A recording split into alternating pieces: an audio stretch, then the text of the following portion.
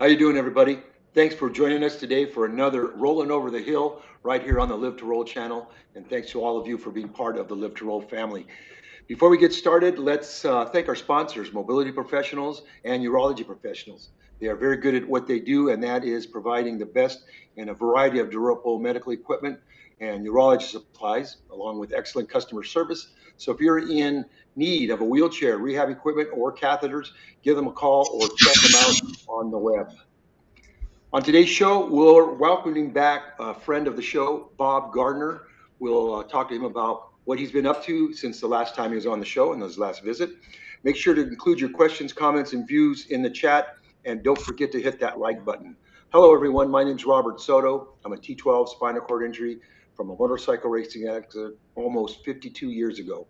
So let's get started. Welcome my co-host, Chad, Paul, and Bobby. What's up, Chad? Hello, everyone. Thank you for having me. Chad Dismukes, broke my neck diving 30 years ago out here in a lake in Texas. Um, yeah, good to be here. Co-founder of chairlife.com. Come over. We got great products, great independent living type stuff. So come on over and give us a look. Yeah, great to be here, you guys. What's up, Paul? Hey, good to see everybody today. Welcome, gang. Good to see everybody in the chat. My name is Paul Gustafson, C56 as well. Hurt 41, 42 years ago, something like that. I don't even remember anymore. Hurt a while ago. Anyways, it's really good to be here. Good to have Bob on. We also know Bob from our Stay and Grib and Workout crew, so get to see Bob many times during the week. So it's awesome to have him on the show. Maybe And two. since it was great info he's going to share with us today. Over to you, Bobby. What's up, everybody? Welcome back to another great show. I'm Bobby Rohan. I'm in the boat of the C56 Club along with these two other numbskulls, Shad and Paul.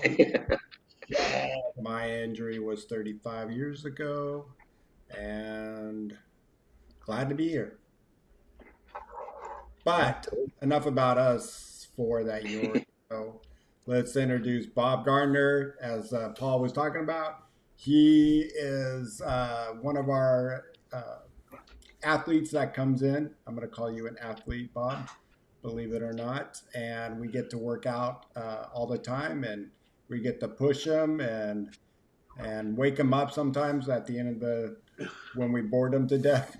So take it away, Bob.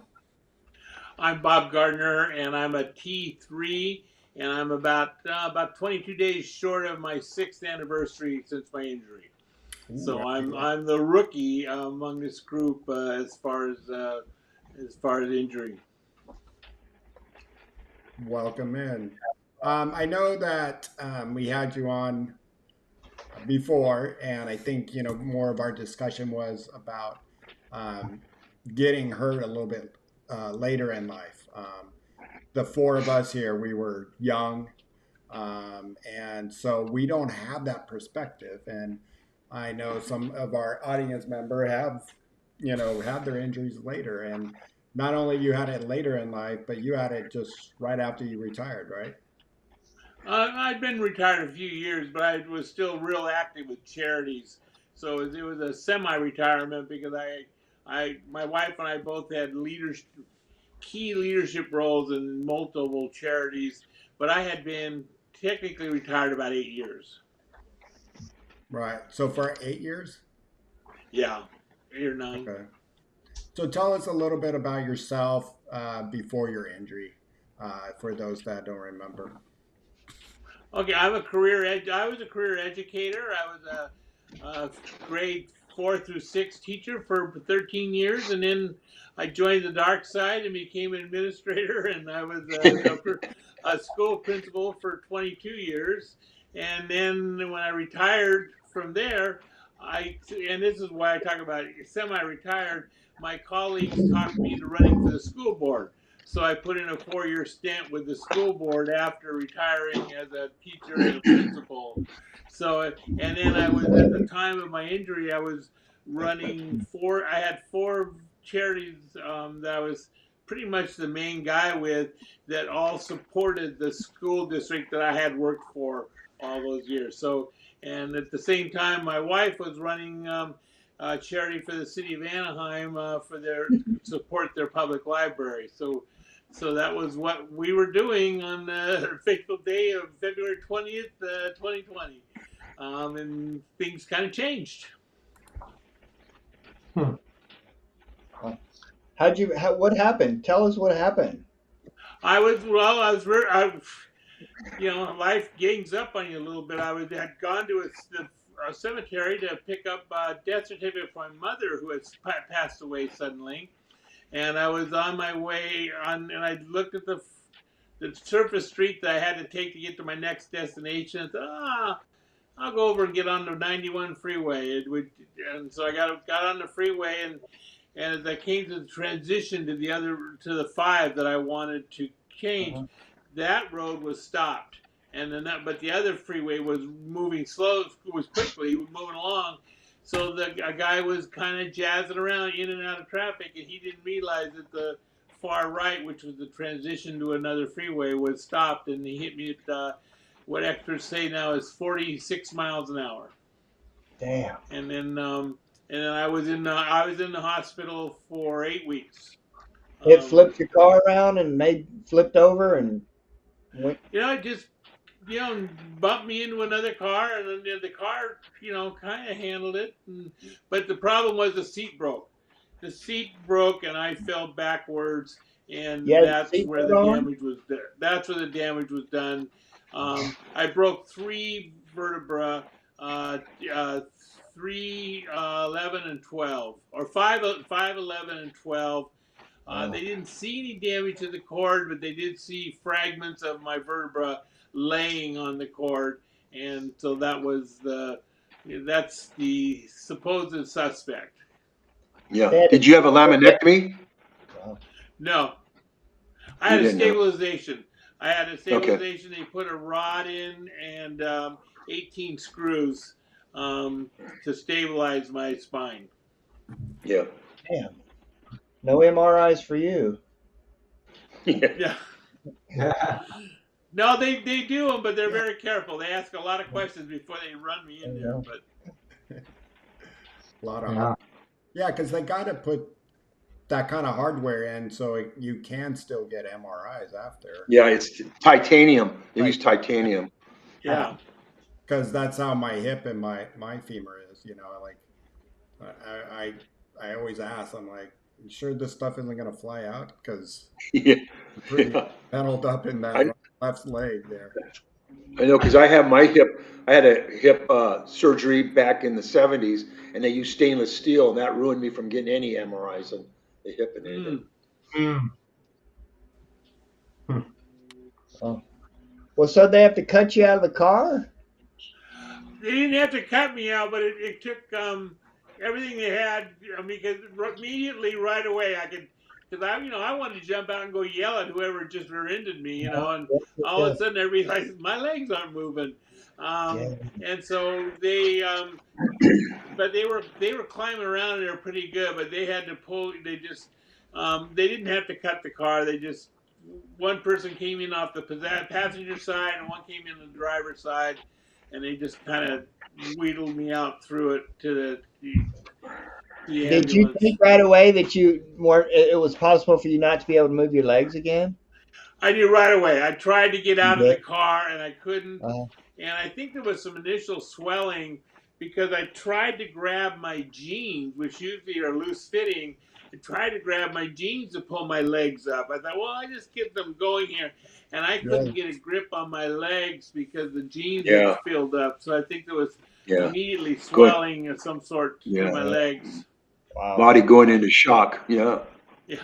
Wow. But the trouble was I had all my mother's legal stuff with me, and it's all of a sudden in the front seat and all over.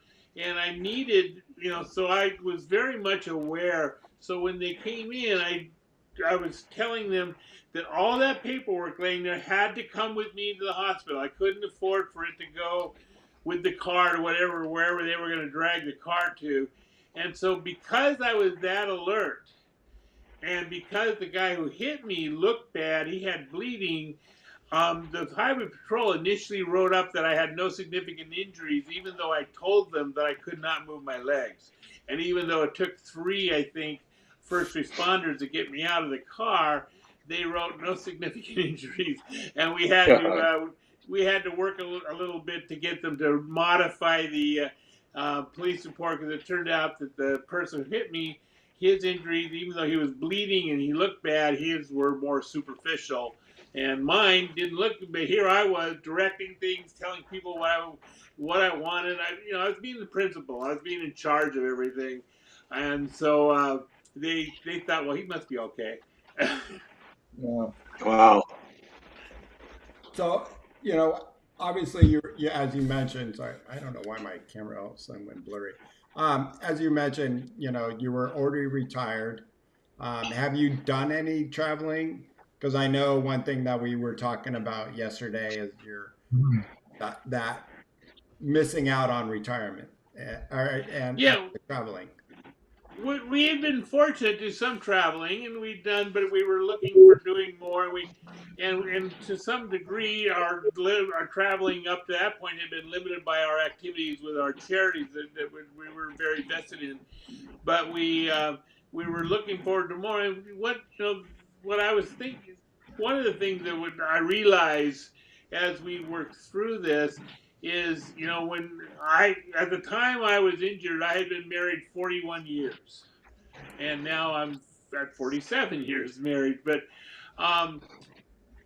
whereas I think a lot of you guys all met your partners after your injury, we were, we were like a little, like a commercial organization. We had figured out how to do business. We raised two kids. We both had successful careers, and there were jobs were assigned. There were things that I did. There were things that she did to keep the organization running. Then all of a sudden, what we came to realize is it didn't just happen to me. It happened to my partner. It happened to my wife, Ginny, too, because suddenly all the plans we had, all the things that we were thinking about doing and the things that we used to do were, were gone. And, or not gone, but, everything was going to have to be re-inspected. Everything from how we kept the, everything from how we kept the household running, everything from how we kept our finances moving, because now there's caregivers were costing quite a bit of money and still do. And so it was suddenly after, you kind of figured into a comfortable mode about how to work together. We've known each other, we've actually been together for 50 years. We were dated for 3 years before we were married. So we've now been together 50. And so we thought we had it all kind of worked out and knew where we were headed, what we were doing. And then we had to try to figure out, okay, how do we get around this stuff? And there were, there's short-term detail things you have to work out, and then there's long-term and goal things you have to work out, and it's got to be done with the partner. That's for sure. Big changes, big changes. Kind of like your best friend, and then as well as your wife and as your coworker, and it just, the longer you're married, it becomes all these different levels, and then and you say that pretty well, and I think this goes for a lot of us, and for the four of us, it wasn't our wife, it was our parents. The injury happened to our parents, and in some ways, my wife always says, she goes, "Oh my gosh, your parents took your accident way harder than you did." Yeah. It devastated them more than it devastated me, and she that was the first thing she noticed. And so I think, a lot of times our parents and our spouses probably have a hard time. Along those lines, I talked about keeping the organization going. In your situation, if your parents were involved, they kept your organization going. They kept things that you were used to. And I mean, on the other hand, it's a pro-con thing, or not a pro-con, it's a difference thing. Because on the one hand, although I didn't have any parents to guide us through, we had to figure out how to keep the ship we already had the airplane in the air. We had to figure out how to keep it going as far as our lives and all the projects we had. On the other hand, you guys all had to figure out how you were going to raise a family while you do this. You had to figure out how you get into the workforce. I had already gotten through the workforce, and so I was able to concentrate mostly on rehab. To me, it was all about rehab and how do I turn this into an interruption, and where I just get past it and we go back to the things we wanted to do. We resume our scheduled programming, and didn't work out quite that way. But because the other thing is, I know that Bobby told me that when he was injured, they told him right away what the results were. Me, they kept me, oh well, the first 3 days you might be able to gain something back in 3. Oh well, really you should wait 3 weeks. Oh really, 6 months is where you really can tell.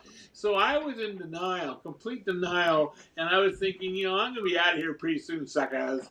It's all gonna come back, and I'm gonna be walking, and so I was Yeah. a really good patient in the hospital because I was just passing through. I wasn't going to Because be doing this all my life. you kind of And had that sense like, well, eventually I'm going to walk, so why, I'll do your thing, but yeah. Well, I'm going to do your thing because maybe you can help me walk faster because I'm going to be walking soon.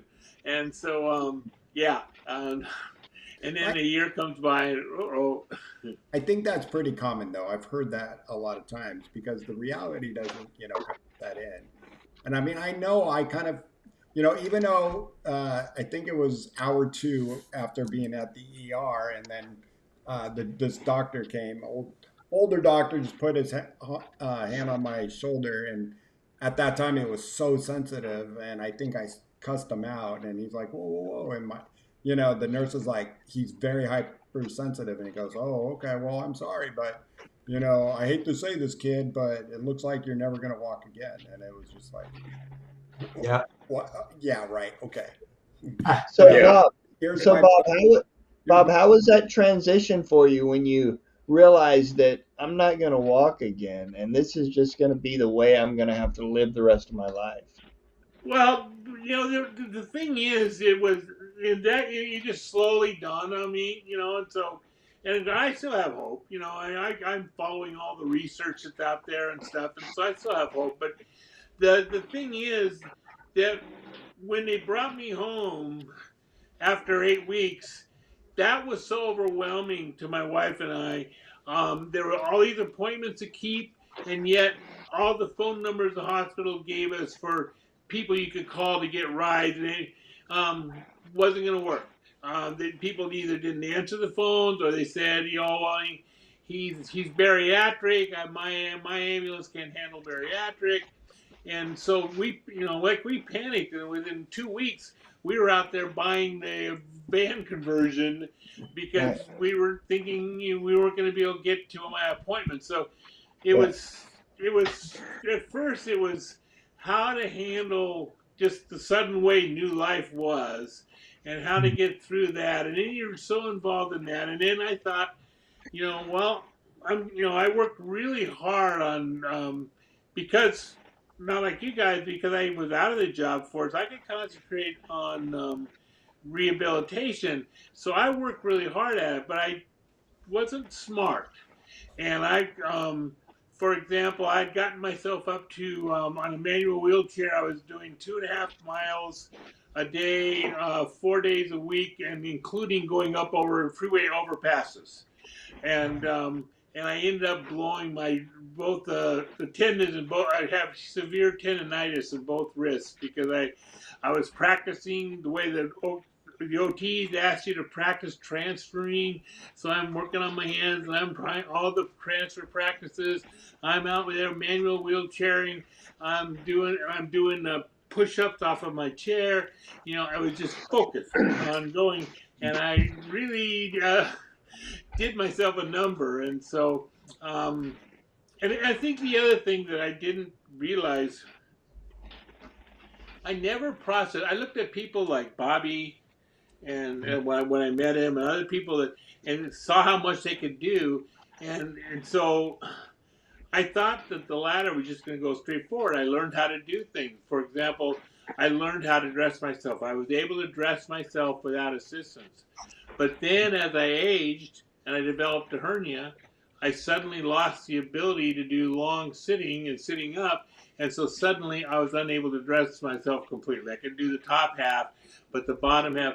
And that's the thing that started to hurt when I started losing things that I had conquered. Because when I first started out, I thought, okay, this is the challenge ahead of me, and I'm going to work hard, and I'm going to beat this sucker. And I forgot that aging is working on me at the same time. And and as an example of that, Bobby mentioned having to wake me up and exercise sometimes. As the aging goes along, because I don't get good night's sleep because I still get woken up for my cathetering. I don't use a night bag. I do intermittent catheter all along, and so there's just challenges. And well, the other one I think what hurt the most was about a year in, I suddenly gained the ability to wiggle 3 toes. Okay, baby, here comes the comeback. Dun, dun, dun, dun, dun, dun. Yeah. Here comes the comeback, baby. Watch out, world. Uh-huh. And then that lasted for a year, and boy, every night I wiggle those toes to see if I can get more to join. But then after about a year, I lost the ability to wiggle those toes. And then that hurt. I thought, wait a minute, because you think of a graph, you're just going to move forward, and the thing that you have to deal with is having defeat sometimes along, and that was kind of hard to take, and then that's what I dealt with more than that. I don't know that I ever came to reality that I got to deal with this. This is how I'm going to do the rest of my life. I was working problem to problem and kept trying to get back to the status quo. And as other new problems developed, because I since had a pancreas problem because I wasn't getting any symptoms because I couldn't feel that, and so I came very close to death with a pancreatic problem because the problem got way deep before I was able to tell anybody about any of my symptoms. So, and that's I think the thing is trying to be aware of what your body's doing, even though it doesn't tell you all the signals. So, so Bob, you said, you came in, got out of rehab, and we know, and the last time we had you on, we know that your rehab was pretty hard because it was COVID time, right? Yeah. So, gentlemen, we have a great organization out here where we go in and talk to a lot of patients, but we weren't able to do that with you, Bob, and so you missed out on some of that support. And then you started working out like a fiend, and I know the story, but tell us, what happened and what triggered, from the diehard doing everything, and then all of a sudden you had some injuries. Yeah. Well, then you said then I started working on you. By coming to staying driven, I was able to, have it be a little more supervised, not just me pushing. And the other problem was finances came in too, because when I was doing that 2.5 hours, 2.5 miles a day with the manual chair, I had a caregiver walking with me, but and I don't want to go into this, but we had filed a lawsuit against the car maker, but and we lost that. And when we lost, then we realized that this was not with caregivers was not sustainable, and so we had to severely cut back the hours. So we couldn't afford the luxury of someone to walk around with me in a wheelchair, making sure I didn't get my wheelchair stuck in somebody's edging on their lawns, or the two little trenches between the sidewalks and the grass. And and that all happened at the same time as my tendonitis. So, so now it's just been, just kind of taking the problems as they come and learning to live with them and work with them, but not giving in to them. I'm still trying to figure out ways that I can get back, or we don't travel because I am not able to toilet myself, and I don't know, and I'm too big for my wife. To it's transferring. I don't transfer onto a toilet, so I'm working on some of those things. I'm working on trying to lose weight, but I want you run into domino stuff with aging, because I wanted to have a colonoscopy or a colostomy. I wanted to have a colostomy, and the doctor turned me down because of my weight and my hernias. And then, because I just thought, well, this is the way I can travel. I have a colostomy, and then here we go. Bye bye. See ya. It And does so make it just, and so that's the thing. You just have to keep trying. You have to keep coming up with a plan. But then when you run into defeats and doors, and I've been lucky. I have a woman who loves me very much and is a very strong, strong woman. And because some of the defeats have been hard, and having a partner and having somebody to let me sulk for a minute and then slap me and say, now snap out of it, buddy. Let's move on. And so that's, then that was important. yeah. Hey, Bob, can you talk a little bit about those pennants you have hung up behind you? Yeah, well, two things. I'm a big baseball fan. I was an Angel fan since the very beginning, 1961, when I happened to be a fourth grader. And then, so some of those banners are from Angel games, playoffs, but you will notice the Red Sox and White Sox there. That's because a friend of mine was a cousin to Carlton Fisk, and Carlton signed. So if you're a Hall of Famer, I can put a banner that's not Angels up there. I have to make an exception for that. And along those lines, you can't always see. There's a bat. For my retirement, my staff knew all the different staffs I had. It turned out I was a principal, but at my big retirement thing, each school sent a group to give gifts to me.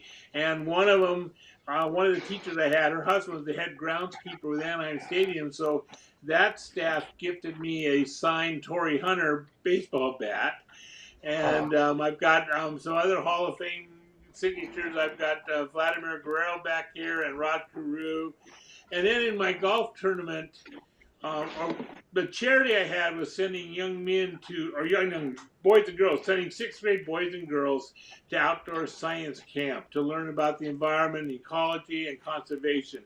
And that was the school district would charge kids money. And so 36 years ago, we started a foundation.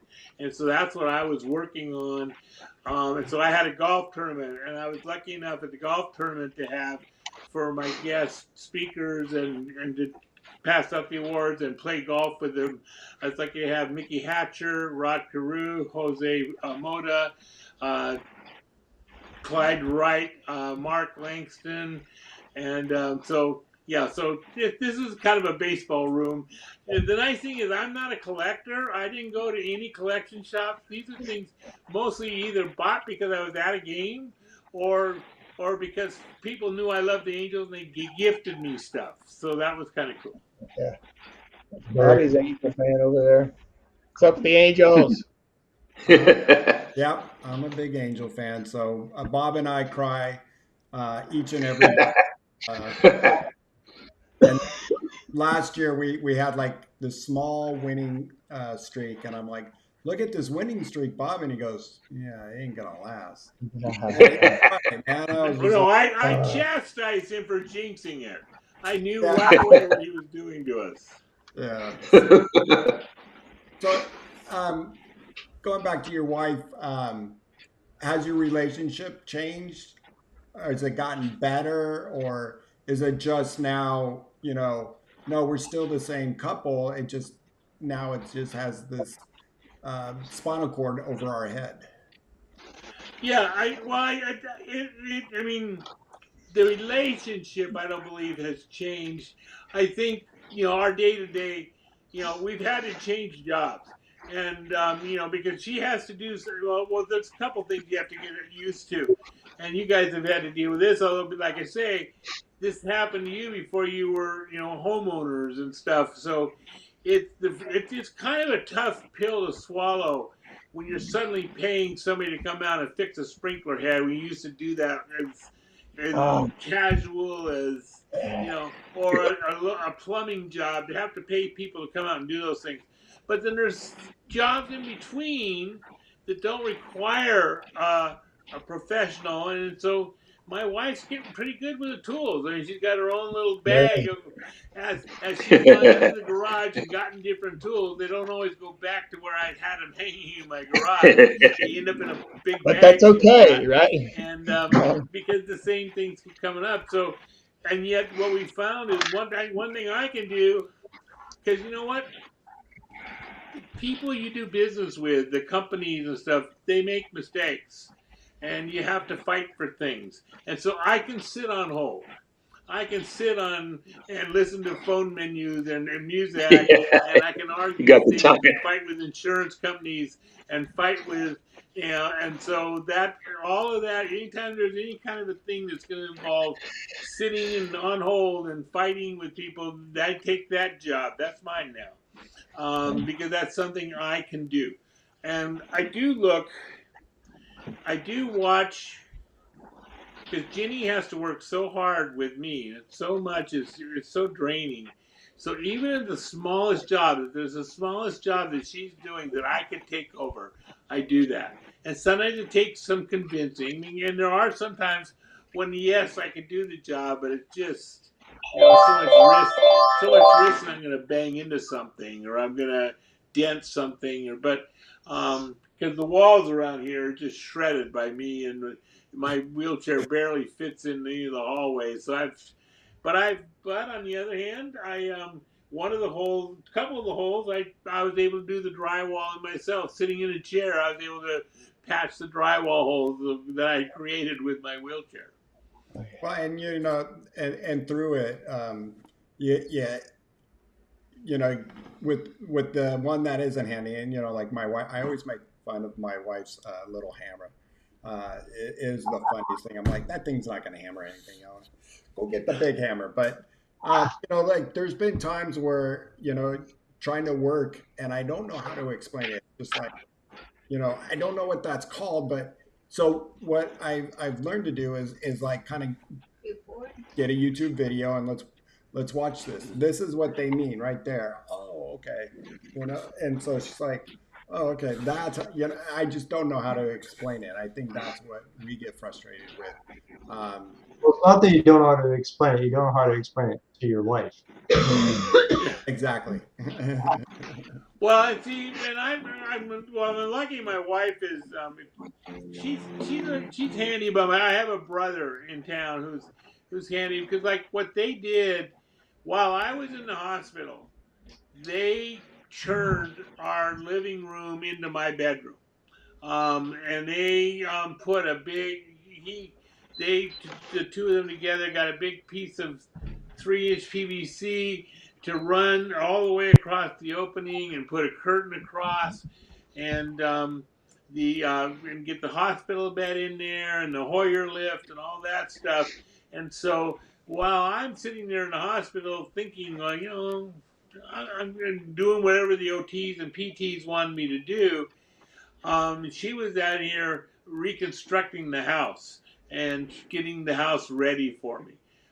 So, and then you get this stuff, and it, you're working, all of a sudden somebody finds a screw that you dropped out of your chair, out of your commode chair.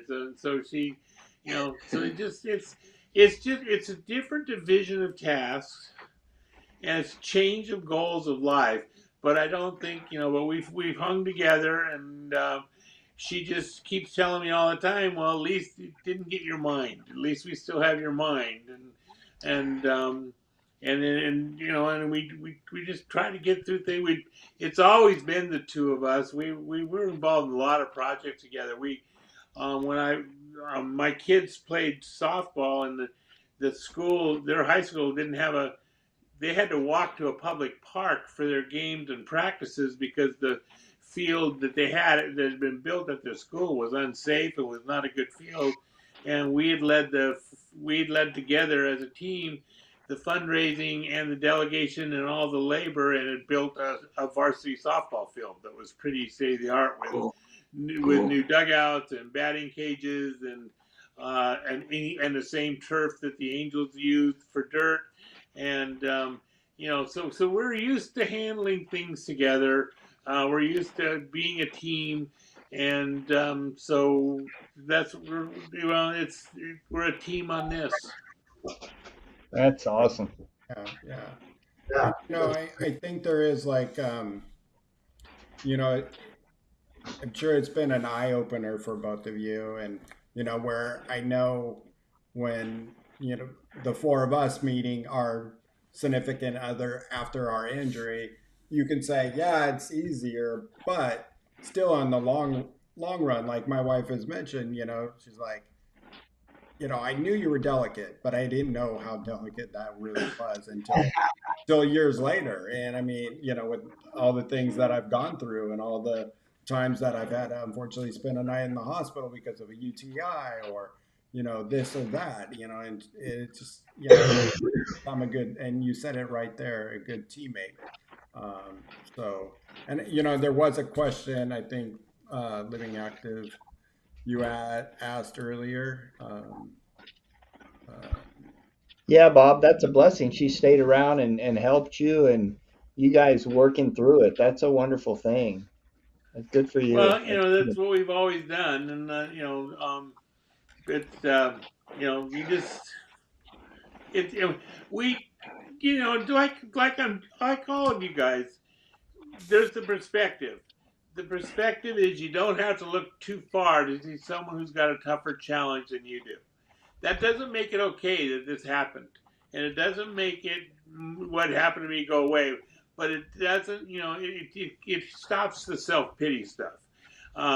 You see people in situations where like, well, I'm glad I'm dealing with this and not that, and the fact that I've got a strong family support, and my both my daughters are successful and they're very supportive, and then my wife, we've always been a team. And so, except when we were always competitive too. I'll never forget one day working at my computer here on my golf tournament, and all of a sudden I'm aware of her looking over my shoulder, and she said, "Wait a minute, you got $150 from Ganal Lumber? I only got 100." And we had we were running two charities out of our rooms. Our offices were next door to each other, so there was this competitiveness of, well, who got what from what local Anaheim business.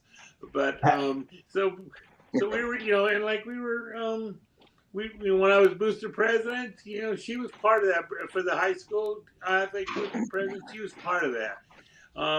When our kids were sixth grade party stuff, we always took over the memory book because we could do that without having to be at the school, and we did it together. We've just always been a team, and it always worked that way. So, that it kind of fell. Although, I know it's hard for me because I know this isn't the retirement she had planned, and when you see, even though we were lucky enough, we did get some travel in, and we've seen and done some cool things. But it's still hard when you see ads and stuff for something and wonder, well, I wonder if I'm ever going to be able to go there. I wonder if I'm ever going to go, or things that you like to do. I wonder if I'm ever, for example, we, for 30 years, we had rented a beach house every summer for our family. And then when my daughter got pregnant or was going to have a baby, we agreed to rent a unit next to us. So I used to joke I was like the Kennedys. I had a compound at the beach. I had two apartments right there with the same patio. But the wheelchair won't go into that. And of course we were not going to go that next year anyway, because like Bobby mentioned, and it made things hard too. Hard, but maybe not as bad. It's weird. My accident was 4 weeks before COVID. And so I was in the hospital when they converted In fact, we had this crazy day where they were moving everybody out of our wing because they decided that the rehab wing was now going to be the COVID wing, and it was just crazy with all these people who didn't know what they're doing, just throwing stuff around and throwing things on your bed and wheeling you out, and but because of that. Wow. But because of that, there were not a lot. I wasn't missing out on anything anybody else wasn't missing out. While I was laying in bed and trying to learn how to move around, nobody else was out doing anything fun. Nobody else was traveling either, and so it was. I wouldn't say it was good or bad, but it was just. It's just what it was that I was right at the beginning. The other thing I always tell people was the fact that my mother had just died. And then I had my accident. I just said, I tell people I found out before I got the sneak preview. I knew before all the rest of you what a really crappy year 2020 was going to be. And you all found out a little later, but I got the early preview that it was going to be as a year it was going to suck, and it did. It did. It did. Yeah.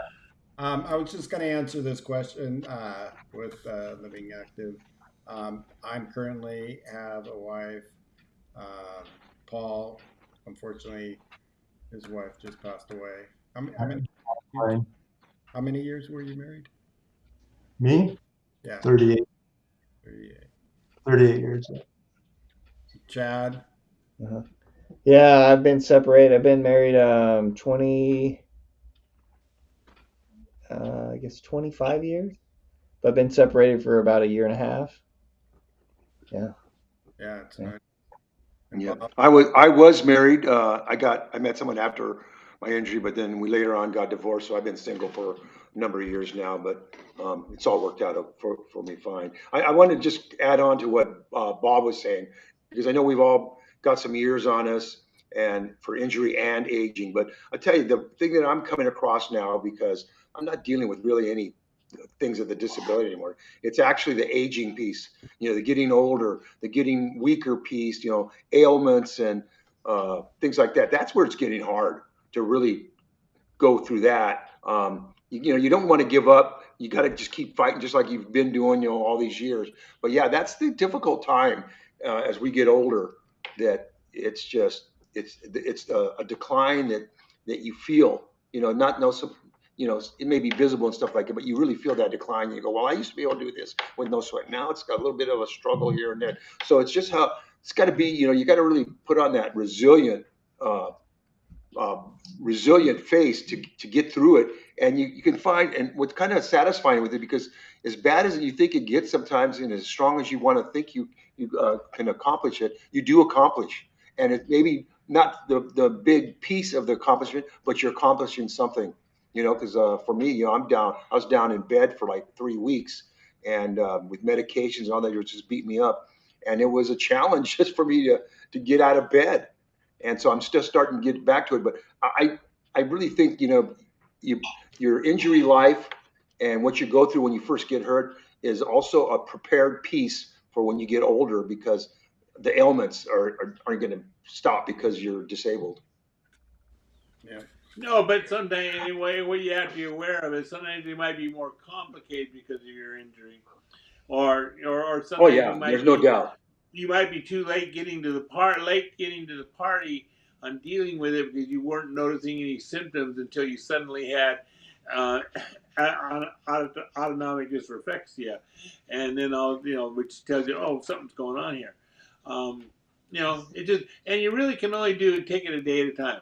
And we joke that our motto is because we don't want to accept this, and we want to do better. So our joke is that today sucked. Let's make tomorrow suck a little less. And yeah. I wanted to add our friend Teresa. Bob knows Teresa really well from our workout group.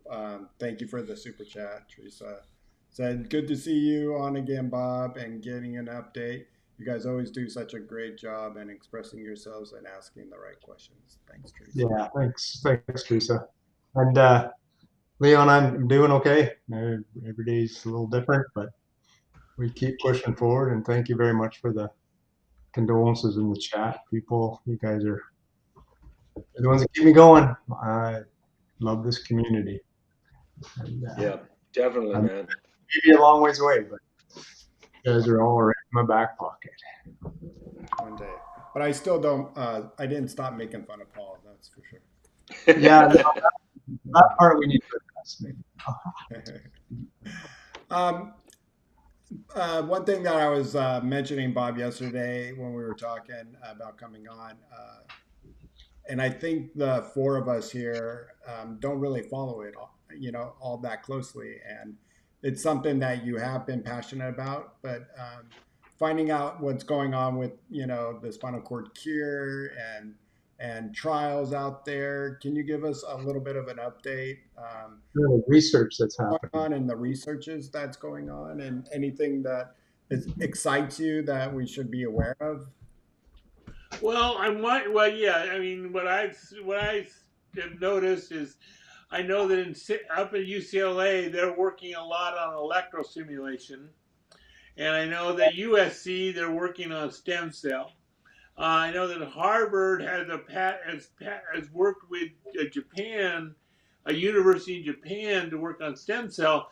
And my daughter, who's in the medical, she's a works with cornea transplant. She's not a medical person, but she's a facilitator. She said, "Well, what that's all about is they have easier rules." So Harvard hooked up with Japan so they could have clinics and trials. But one of the things I've been paying attention is a pharmaceutical startup called NerveGen, where what the science is, they have found a way to cancel the growth inhibitor that's inside our body that keeps cells from overgrowing or growing. And those inhibitors, which are supposed to help prevent things like cancer or cells or organisms growing out of control, they also prevent nerve regeneration. So this pharmaceutical startup named NerveGen, they have been, and of course, when I first told Bobby about this 4 years ago, I told him, "Well, guy, I saw this thing, and they paralyzed the rat, and then the rat was running around." And Bobby said, "I'm so tired of seeing rats running around." Apparently that's been going on for a lot of years, and so they've gotten that crossed. They've been able to paralyze and then get them to walk and pee again, which is important, but they've never been able to do it with humans. This NerveGen, they've had a recent trial, and they restricted it. There was 20 people, and 10 were on placebo, and 10 were on 10 were on the meds. It was a 16-week trial where they got injections every day and they got therapy, and but they restricted it to C's, C2 through 6, and people that maybe could have a little bit of a walk. So I don't know that anybody was walking that wasn't before, but some people who could kind of walk were improved. But they did find that there was some nerve regeneration. They did find in the trial that there were quads who suddenly gained some control over their hands, who were able to pick something up off a table like a round a cylinder and stick it into a hole. And so that was their first trial.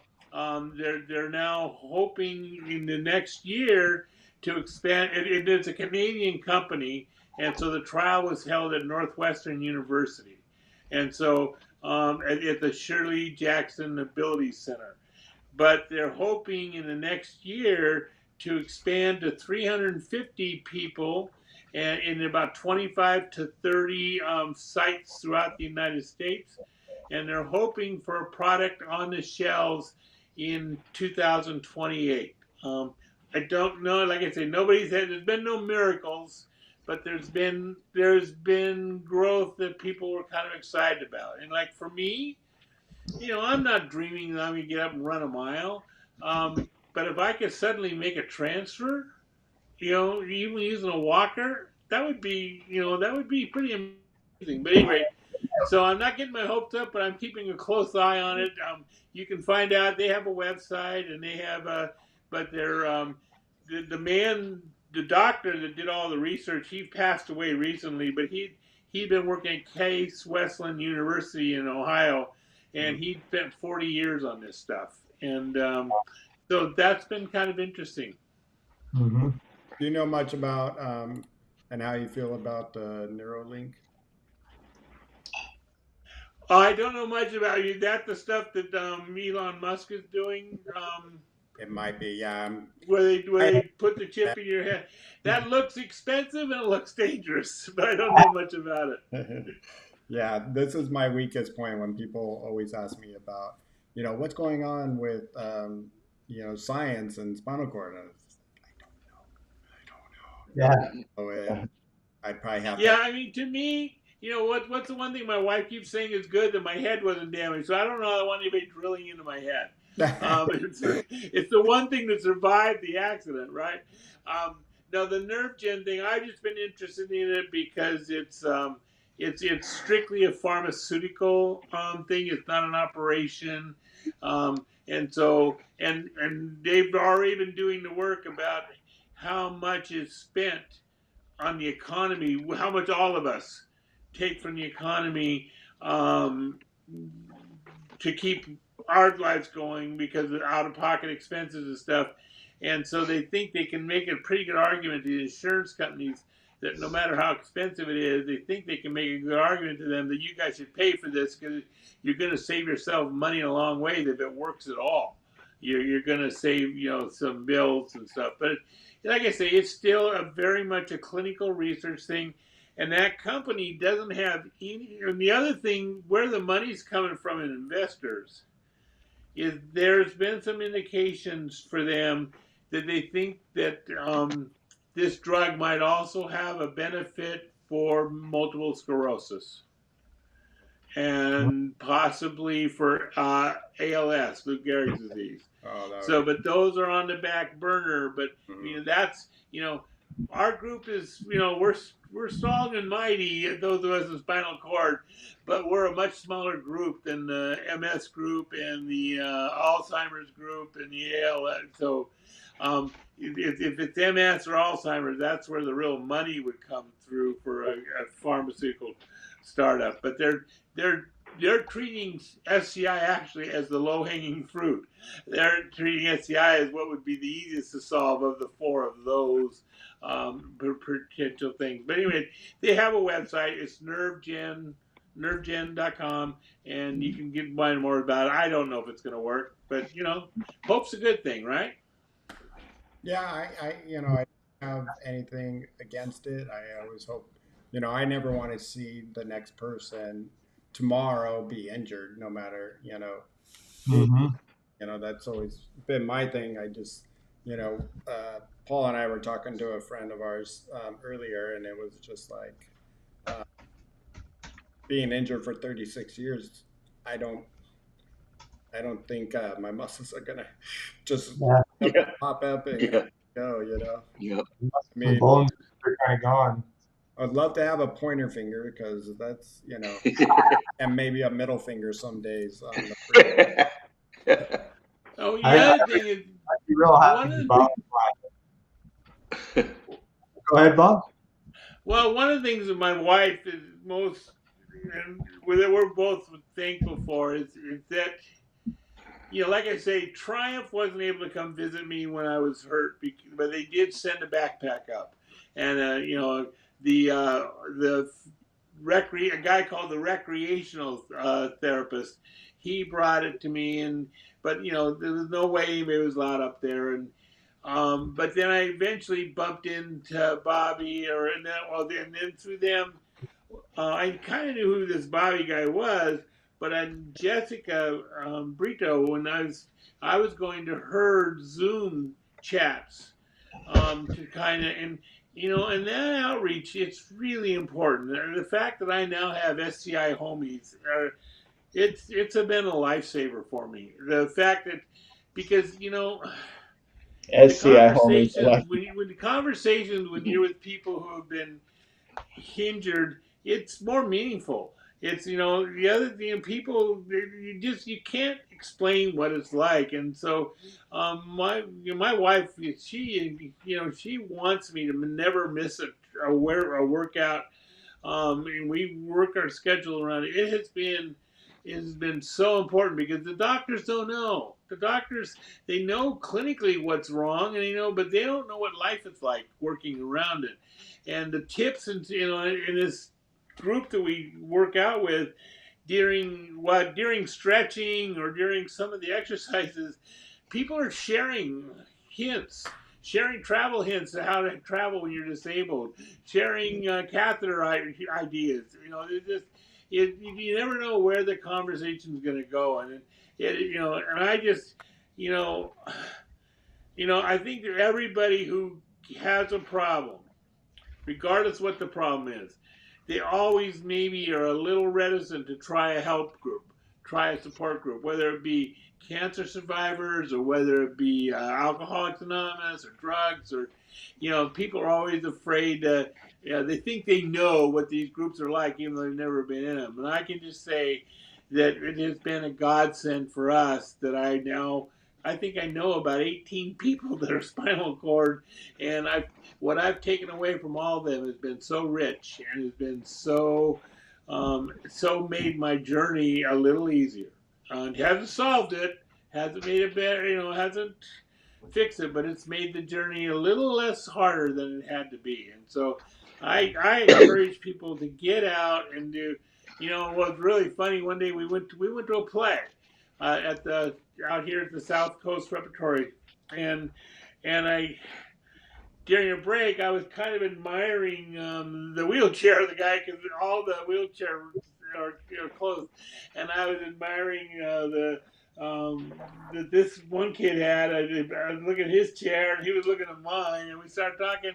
And he was a friend of Bobby's. He was somebody that Bobby knew, and he was very involved in Triumph, and so it's the networking is important. Oh yeah, yeah. Hey, I want to give a shout out to the Angry Quad in the chat. Good to see you, Angry Quad. Welcome back. Hope you're doing well. Everybody in the chat. Chat's active today. Lots of stuff happening. Yeah, and he said it. These live streams are extremely important, and thank you for that.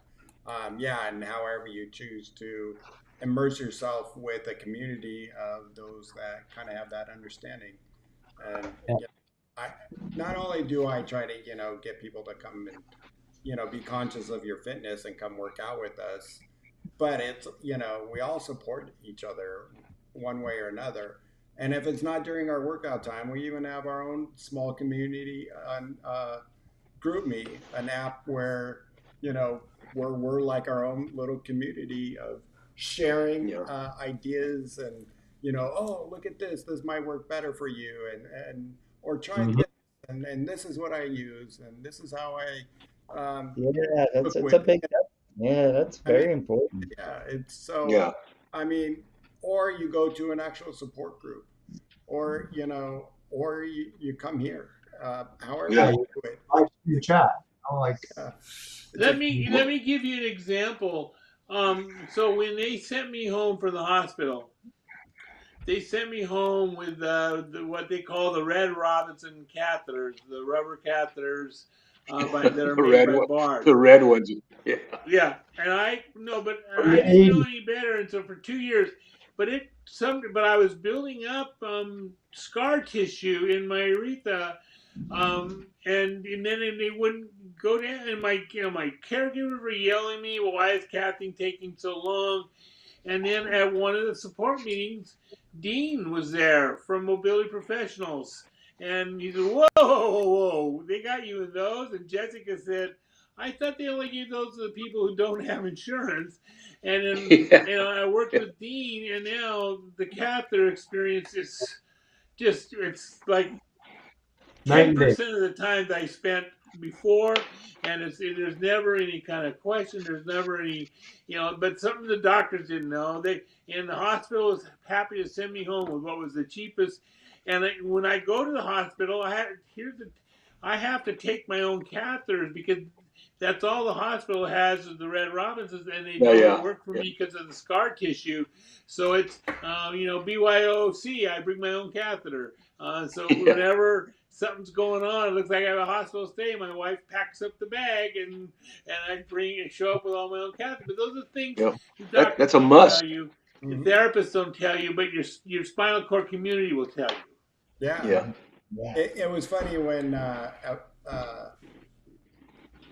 doing quad rugby. I love sports, and at that time it was like uh, I'm not a I always love individual, but team sports were not my thing. But I'm like, hey, I'm gonna play it and do my best.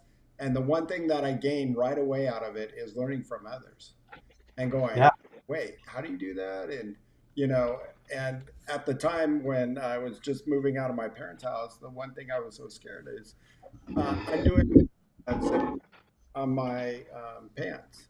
Like, how am I going to do this? And some guy I see in the corner is about to cat, and he pulls himself forward, and then he's got this ring on his zipper, this small little ring, and he just. I'm just like, duh, yeah, Yeah. you know.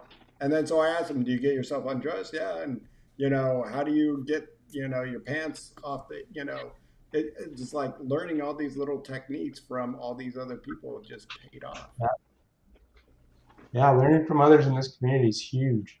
it's a big thing. I know for me, I've only been involved with the community the last 9 years out of all 52, and how much I missed. I mean, I could have learned a lot more if I was involved earlier, but just the way my life was going, I just went a different path.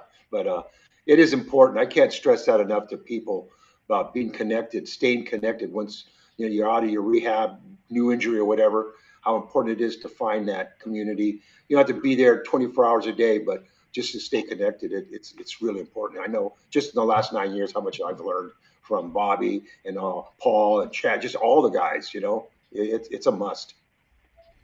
And then you get to go out to dinner, and we're sitting there hanging out. This is Bob and I and Dean, our other friend, and all we were talking Yeah, about is poop and piss. We're like, the yeah. hell, like Bowel programs. we're trying to do an adult thing, and here we are talking about and crap. It's just too Yeah, funny. but who else can you talk to? What other friends would Yeah, understand? like anybody around us would, if they could hear our conversation, be like, "Oh, Yeah, it's pretty funny," and pretty funny how life can be. Just just hit you upside the head and going, "Hey, I never thought I would just sit around, in my 50s talking about this still." Yeah. yeah, yeah. Hey, in the chat there, Living and Active just mentioned that No Limbits clothing, and I happened to just see a pair of pants from that No Limbits, and they're pretty cool. They do a lot of really cool custom adapted clothing, and the pair I saw were really well made too. Like they were a high quality high quality stuff. It wasn't just cheap stuff. So that No Limbits is a shout out to them. Pretty cool Mhm. clothing place. I'm gonna write that down. I'm always looking for another pair of pants. There we go. Yeah. I had never seen them before, and it just happened to somebody brought a pair over to show me. And was like, "Hey, these are really cool."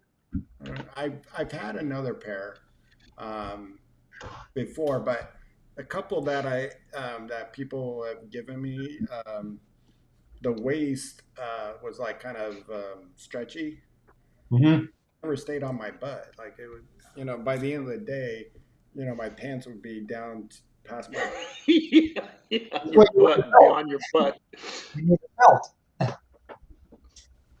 Yeah, There's a brand out of Germany, Rolly, I think it is, and they make the best pants. But they don't just sell them here in the U.S. But man, I somehow got a pair of them. They used to sell them years ago, like 15 plus years ago. They don't sell them here in the U.S. anymore. Man, they're the best pants, Rolly. But you got to know someone over there, I guess, to get them. I think I remember hearing about There's it. a Canadian brand too that's really good.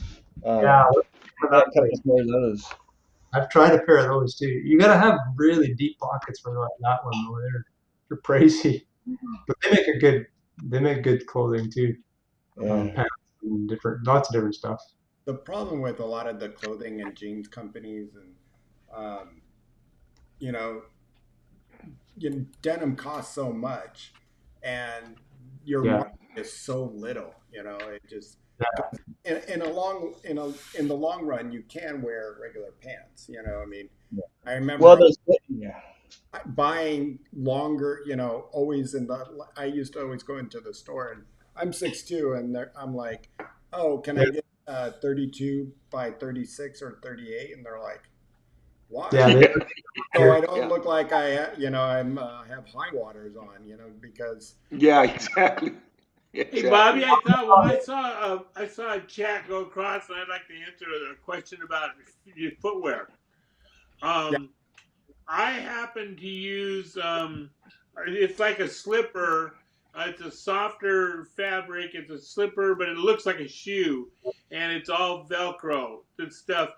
And when I was going to court, I got another shoe that looked, it was more like a real shoe, but then in wearing that shoe, even though I wasn't moving and I don't move, I got myself a second degree. I got blister that got down to the second level and needed wound care and all that.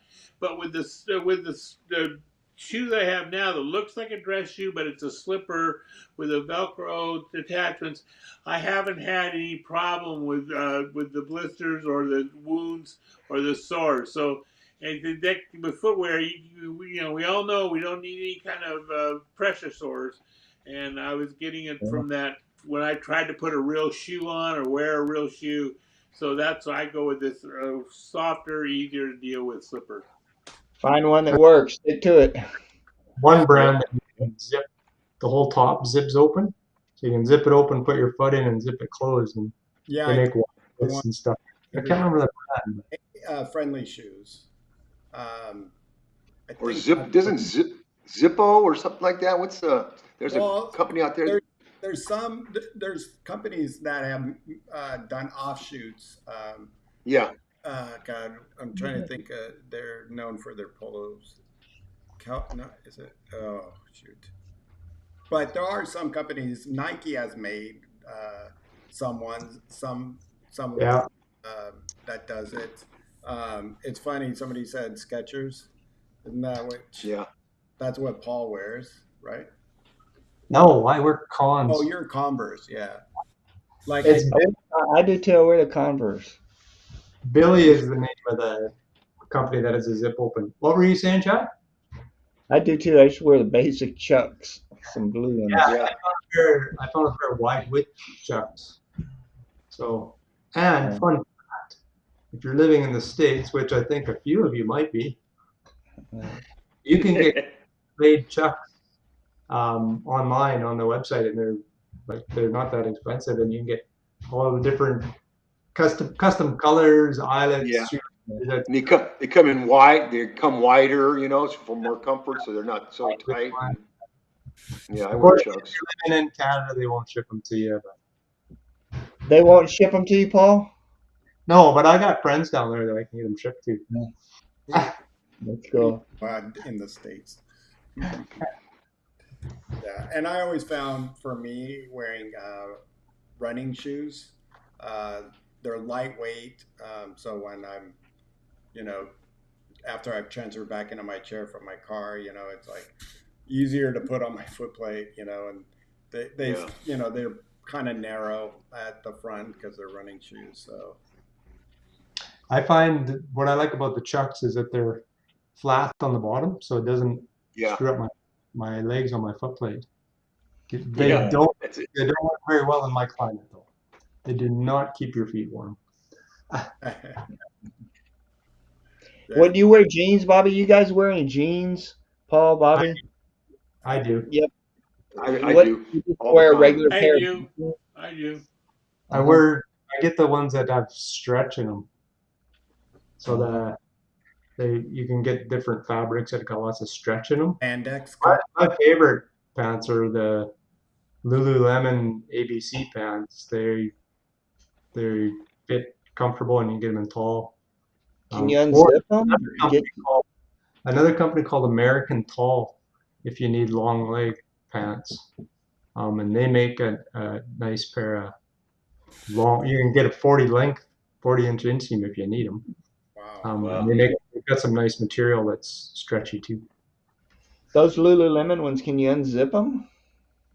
Yeah, I got a little, like Bobby was saying, a ring, but I use a bicycle spoke. I bent a bicycle spoke, not unlike your hook it, just in a mini version. And I hook it on the zipper and Whatever use it as works, man. And We'll for figure it out. a zipper pull. and Chad, I would be selling this like every day, but for those, we talk about this, and I always just want to sell it for. I know I need to get one of the longer ones for pulling my packages in at the front door. Yeah. Oh, and You know? it's funny too, because with that, I got this big door What do you got right there, Bobby? What do you threshold. got? I have to hook it, which Yeah, so it's chairlife.com. Yay. There you go. like whenever you get anything on the floor, and like you said, I use my longer one, and I'll reach out the door before I have the threshold, and I'll grab the Yeah. package right where it has the tape at the end, and I can just get it pulled in. Like, Yeah, that's the first thing I thought of. I got to get one of those. Dude, that's the greatest simple tool. I don't know. It's just, that's a good thing. so I'm always looking for mine. I thought about you too the other day. I thought, shit, I bet Bobby's got more hookets laying around than I do. I was looking for one. yeah, I do, but Just don't drop it, because then it's hard as hell to, get it in front of you. Well, Man, I had mine You just earlier. have to have two. so You got two, and you just use it to pick it up. then I use my other hook to pick it up. So, Yeah, you got to have another one to pick up your hooket. That's and great. Yeah. like you said, so there's the little one there, and then I have the long one, and then if I want, at all, I keep mine on my chair at all times. So Yeah. another one, like you said, Chad, I have one in my car, one in my bedroom. So Yeah, that's You I can don't bring. know, just that's an ultimate quad tool, that hook it. Yeah. Yeah, Are you fairlife.com. bringing? Pick you Are one you up. bringing more to the expo? You can Yeah, I'm bring gonna some more bring a like you bunch did to last the year. expo. God, I can't wait for the Yeah. expo. It's like 8 weeks away. It won't be long. Yeah, We'll be that's there. not long at all. send them out, Chad. I'll definitely keep them here for you until the expo. Yeah. And then Yeah. for anybody who's interested, it's what's your website? Chairlife.com. Chair Life. I almost said, because I was going to say Living Active, but that's not it. Chairlife.com, where you can get your hook kit. Yeah, we're gonna be over there. And I tried to call Sean today, but he didn't pick up. I want to chat it up with him. We're gonna be right there next to the Live to Roll booth. I can't wait, man, to get up there. Me and my girlfriend are going. We're gonna go a couple days early, and yeah, I look forward to that. You're going to set up your own booth this time? Yes, we're gonna Nice. have right next to Sean's. Oh, that's perfect. Plus, Yeah, I plus look it's gonna forward be to at it. Long. It's gonna be at Long Beach now too, so that'll be a Why good don't you try to come location. over there, Paul? It's on the last week of March. I know. I haven't figured out the travel thing yet. I'm Yeah. still working on that, but he's Yeah. waiting. it's on my bucket list. It's on the top of my bucket list. He's Yeah. waiting. Yeah, I look forward to that. Waiting for. That's my birthday weekend. The expo's my birthday weekend. All right, what day? It's on March 29th. It's Sunday, I believe. Yeah. Oh, they got So, it yeah. this year. 72 years old, man. I hit it. Wow, that's a wonderful thing. 72 Well, Good yeah. for you. A young. Yeah, 72. And then March 10th, I'll be 52 years in the chair. So March is a big month for me. Man, that's almost as I know old we as I gotta am. wrap it up, and it's been fun. Yeah. But Bob, you want to do our sponsors? Yep. So let's thank our sponsors that help support Live to Roll, mobility professionals and urology professionals. Contact mobility professionals if you are in need of a wheelchair or any other DME equipment. Mobility Professionals services the Southern California region. So contact them if you are looking for a company that's part of the community and understands our needs. Their sister company, Urology Professionals, can help you with all your catheter necessities. They service nationally, so wherever you're at in the U.S. and in need of urology supplies, give them a call. That's Urology Professionals. Good group of people, man. gotta deal with them. That's awesome. Absolutely.